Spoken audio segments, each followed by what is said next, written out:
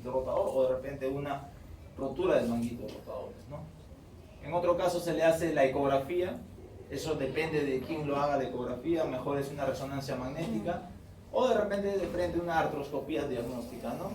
Una artroscopía en donde uno mismo ve con los cánulas, se va hacia el hombro, ve qué estructuras están lesionadas, no solamente sirve para hacer una artroscopía diagnóstica, sino también una artroscopía para tratamiento.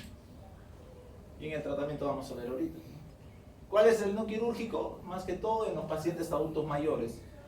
Mejora hasta un 90% cuando es el tratamiento con terapia física, rehabilitación. El paciente adulto mayor, como ya no va a hacer tanto esfuerzo físico, no hay necesidad de operarlo, ¿ya? Solamente fortalecer la musculatura y el estiramiento, ¿ya?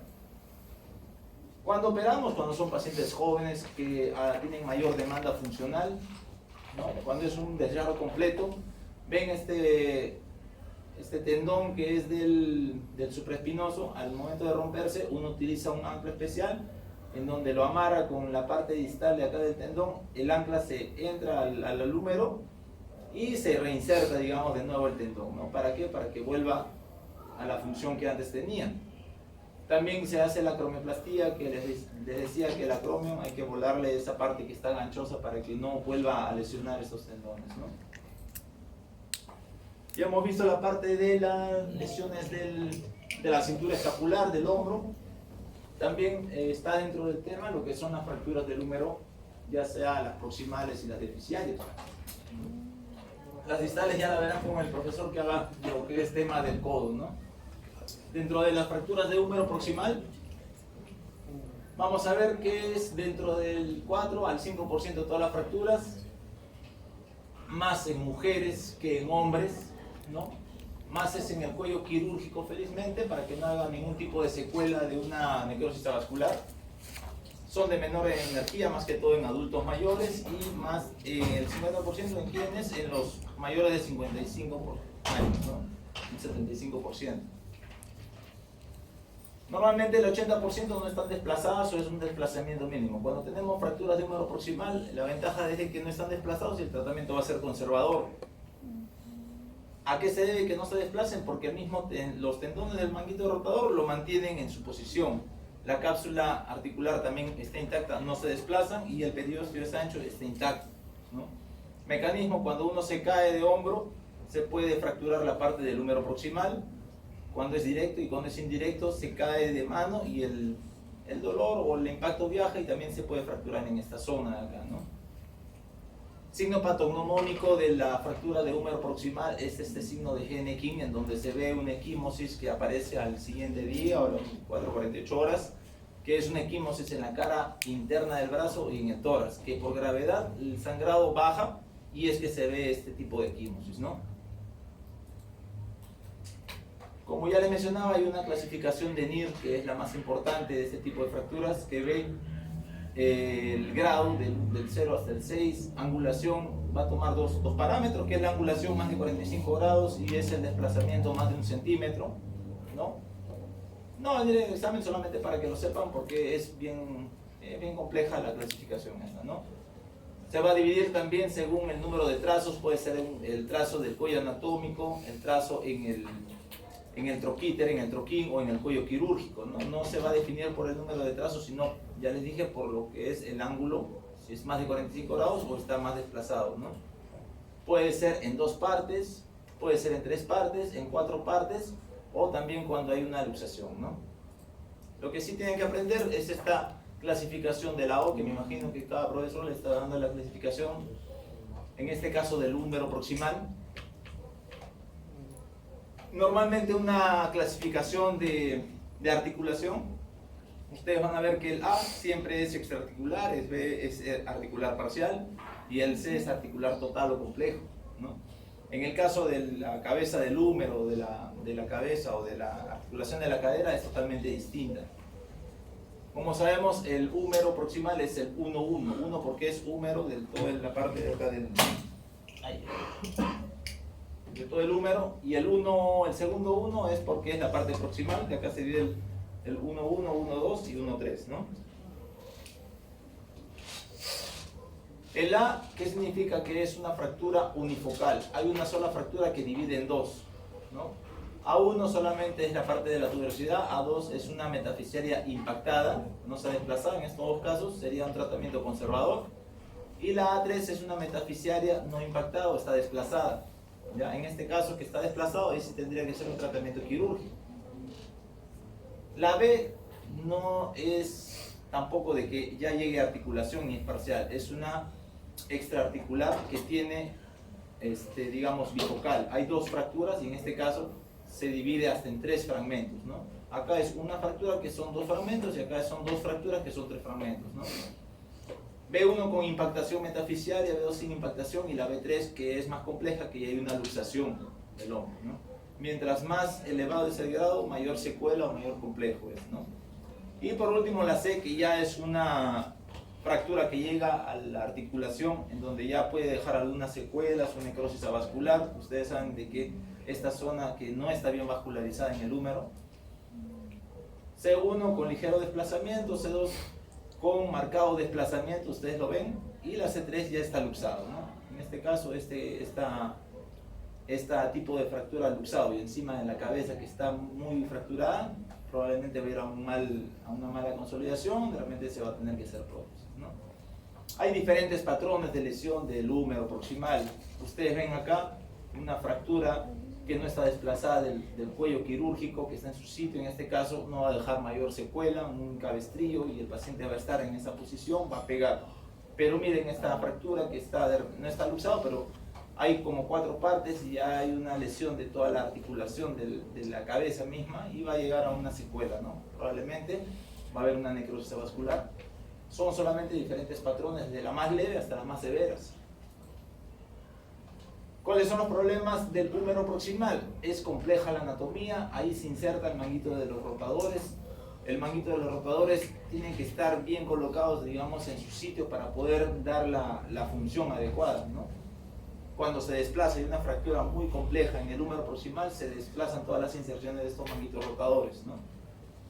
La clasificación de las fracturas, la vascularización, como le dije, en adultos mayores es muy pobre esta vascularización. Y la necrosis avascular de todas maneras va a llevar a este tipo de problemas, ¿no? Diferencias demográficas, ya dije, en mayores, en ancianos hay una pobre calidad ósea y de poca demanda. En cambio, en los jóvenes tiene un buen hueso y tiene alta demanda. Los jóvenes van a querer jugar, cargar peso, hacer actividades, trabajar, ¿no? En cambio, en los adultos mayores, poca demanda. Paciente joven se tiene que preservar la cabeza y tiene que restaurar la función. Y en los pacientes ancianos se tiene que, más que todo, aliviar el dolor y se tiene que restaurar la función. Son diferentes tipos de patrones o diferentes, de diferentes edades, ¿no? Para el tratamiento tenemos que considerar varios factores del paciente, su edad del paciente, si es joven y si es adulto mayor, qué expectativas tiene, si es joven para que pueda trabajar o si es adulto mayor para que al menos pueda movilizar el miembro superior sin tener dolor ni ninguna secuela. El cirujano tiene que ser experto, tiene que tener experiencia manejando este tipo de lesiones en húmeros proximales.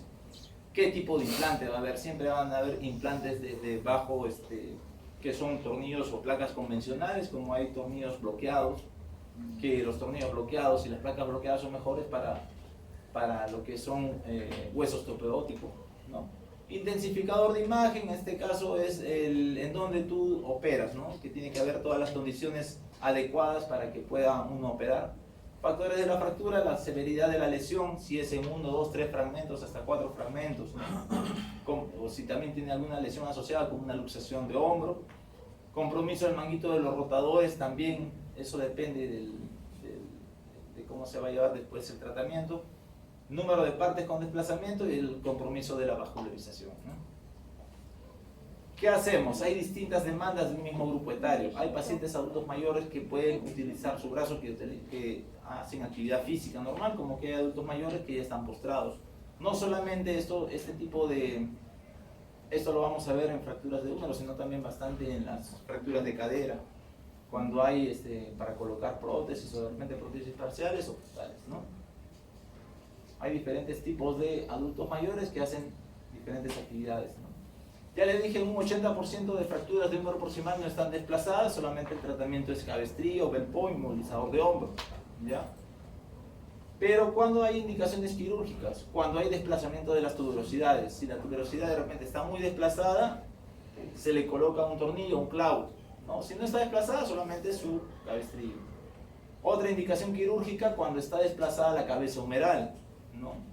Cuando el cuello anatómico está fracturado, también se le tiene que operar, ¿no? Y cuando es una fractura luxación. Cuando se le hace el RAFI o la reducción abierta más fijación interna, o sea, cuando se le pone o cuando se le hace osteosíntesis, ya sea con una placa, con un clavo endomedular, con un fijador externo, cualquier tipo de instrumental para que consolide el hueso, cuando es un paciente de alta demanda y de buena calidad ósea, en este caso en jóvenes, ¿no?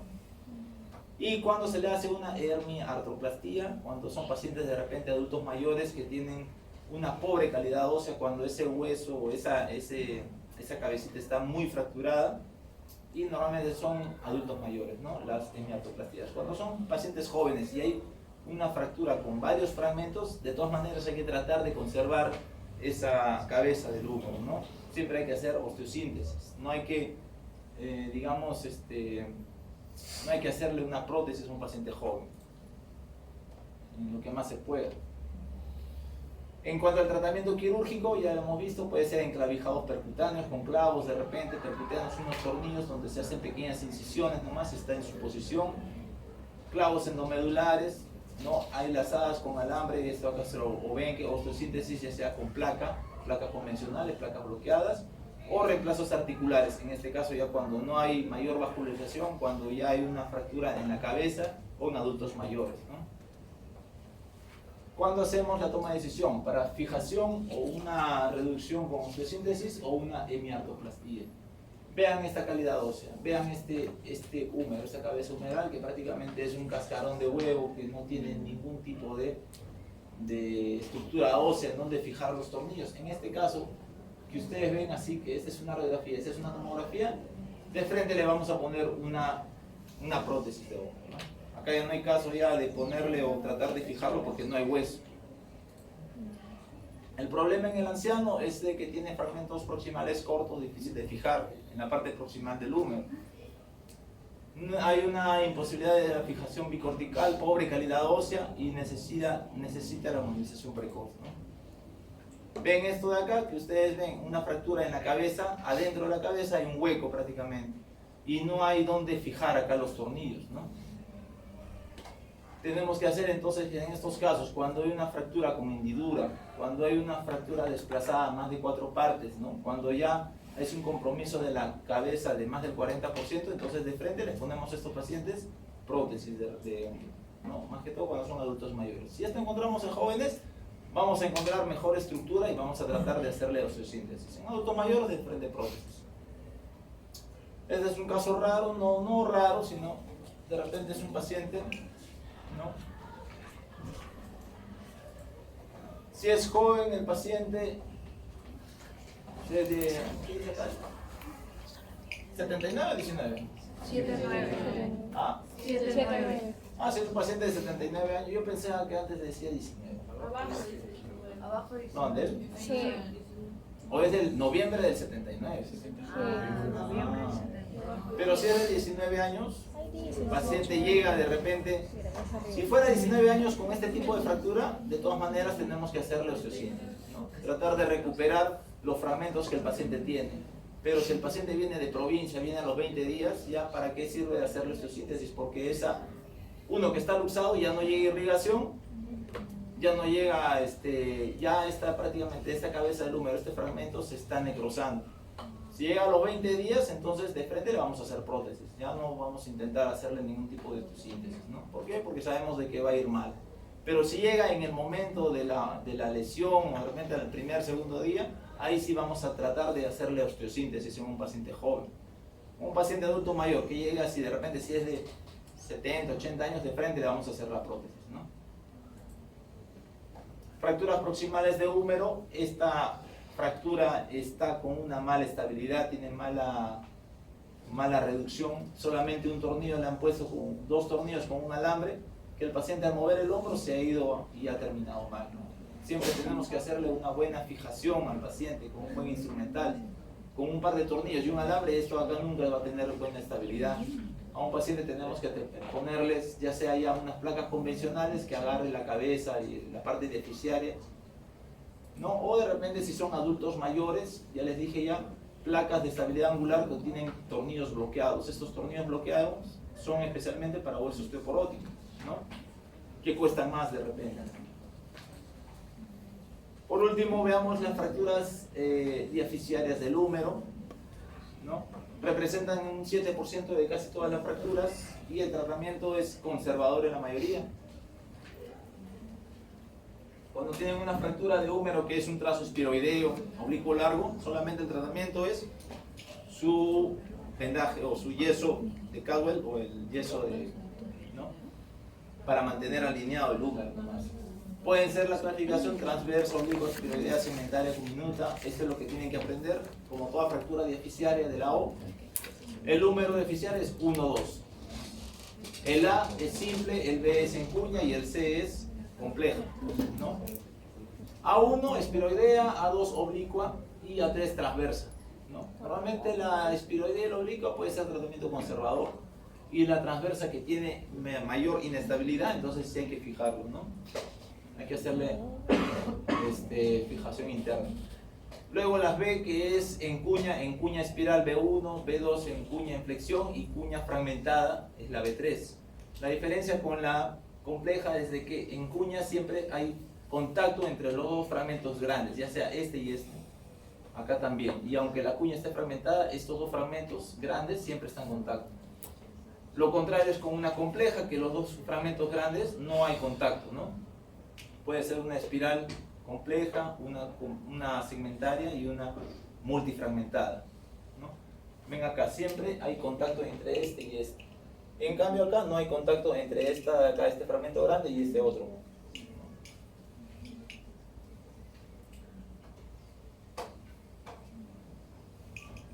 El tratamiento, como les decía, cuando es una fractura de húmero no desplazada, o de repente cuando es un trazo espiroideo, un yeso colgante, férulas, y ya es quirúrgico en casos especiales, ¿no?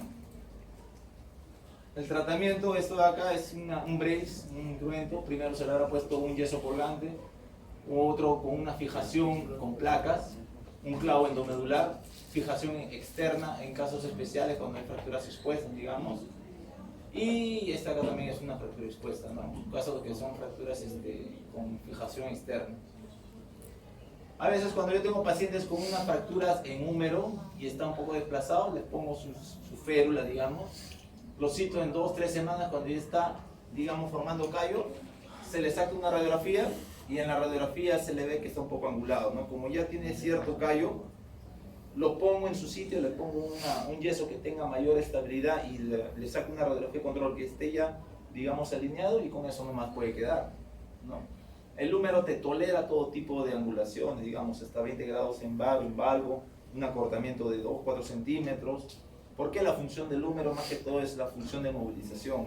No es como una tibia o un fémur, que en la tibia y fémur sí tiene que tener una buena, digamos, alineación. En cambio el húmero puede tolerar cierta angulación, ¿ya? El yeso colgante, siempre el paciente tiene que estar sentado, digamos, dormir. ¿Por qué? Porque al momento de colgar el yeso, como es pesado, te alinea el húmero, ¿no? Ahí está alineado y por esa alineación nomás ¿cómo se llama? Va a consolidar. Luego de que ya se le ha puesto su yeso, se le puede cambiar una férula en pinza y después con un brace, una férula funcional para protegerlo más que todo, ¿no? ¿Cuándo se indica la operación? Todo tipo de fractura abierta, expuesta, siempre se opera. Cuando hay lesión vascular asociada, cuando es un codo flotante, es decir, cuando hay fractura de húmero o acompañado con una fractura de cúbito y radio. El codo flotante también se opera.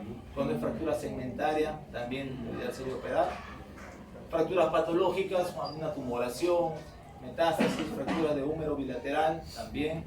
En un paciente politraumatizado donde no se puede mantener una alineación aceptable, que está bien angulado también. Y una extensión intraarticular de la fractura, ¿no? Que es de la fractura que viene de la diáfisis se va hacia la articulación, ¿no?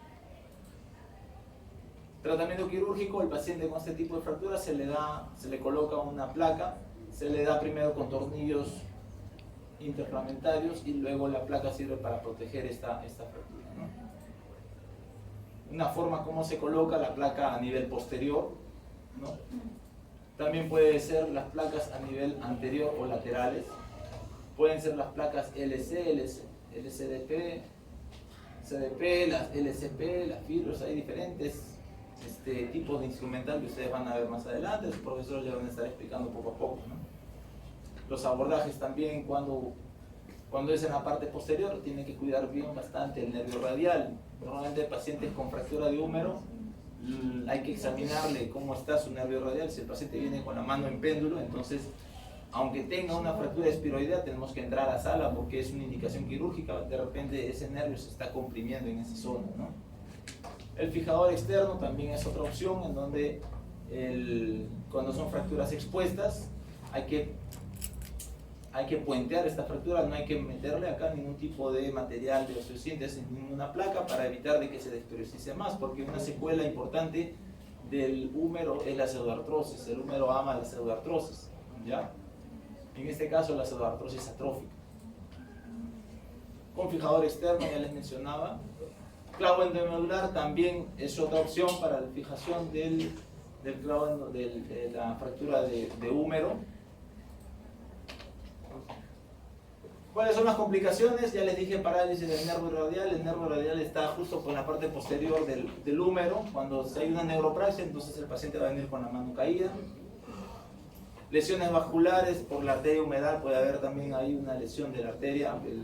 Alguna espícula del húmero lo puede lesionar. Consolidación viciosa, que como les dije, si está alterado o angulado, el paciente puede tolerarlo. No hay necesidad de reoperar si está un poco angulado. Y la pseudoartrosis, que sí es muy común en las fracturas del húmero. Acá, como les digo, a veces a la fractura del húmero, acá se mete dentro el nervio radial, aunque sea una fractura espiroidea, y esta puede ir con un tratamiento conservador. Entonces tenemos que entrar a la sala para poder sacar este nervio. Al momento de sacarlo, entonces ya lo liberamos y el paciente no va a comprimir ese nervio, ¿no? Fractura del húmero, si así nomás lo ven en la radiografía, cómo estará el paciente en las partes blandas, ¿no? Lo más importante de una fractura es la parte blanda, lo que rodea al húmero. Me imagino que así nomás, si se ve en la radiografía, en la parte blanda ya no debe tener nada, ya habrá alguna amputación. Eso era todo, muchachos. Gracias.